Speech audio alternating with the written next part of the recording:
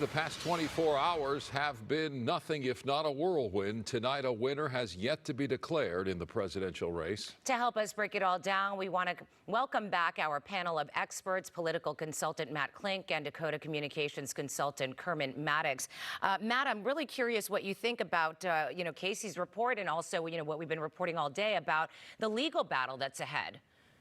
It feels like we were just here, but it's troubling in a sense that you're seeing word games on both sides right now. The Democrats are saying we want every vote to count, and the Republicans will say we want every legal vote to count.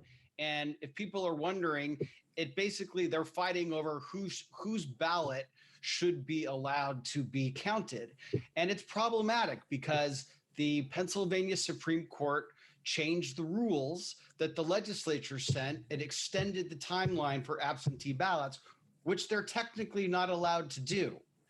But now you would disenfranchise voters. Bottom line is it's a hot mess. And I think that what the Biden team is doing is that they're playing an aggressive defense, and they're sitting back and hoping that the vote count winds itself out and that ultimately he wins enough states to be declared the victor with 270 plus electoral votes. And he may even have more than that because, frankly, the 300,000 vote lead that Trump had in Georgia is now less than 30,000 with votes in Atlanta coming in.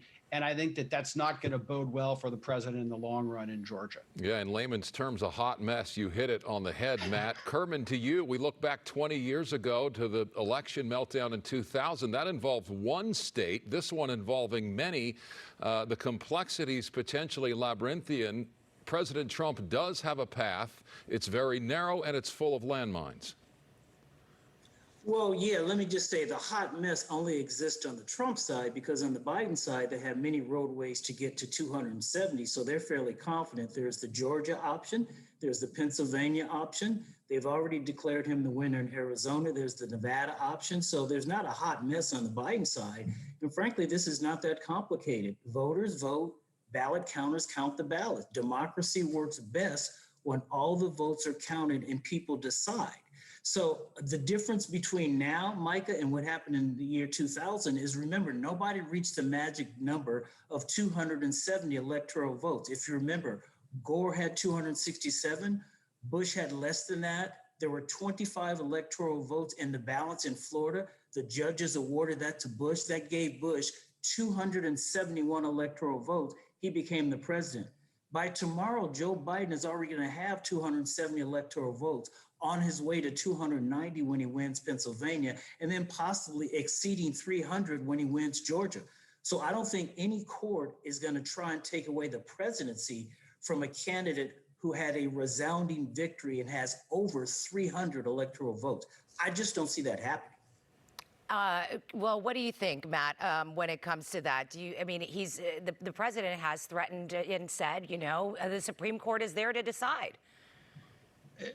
Correct. However, you have to find the right cases, and that they have to filter all the way up to the Supreme Court. And well, look, I'm not an expert on the Supreme Court.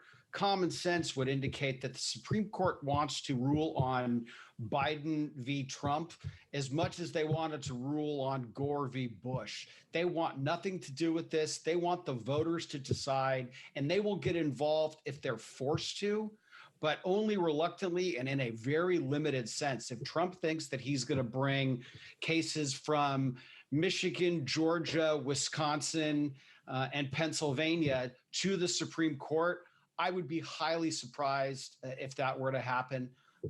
Look, I think that Donald Trump is exhausting every last means. And if Arizona proves to be called too early because the votes are trending more in his direction, then there might be some there. But right now, my friend Kerman nailed it.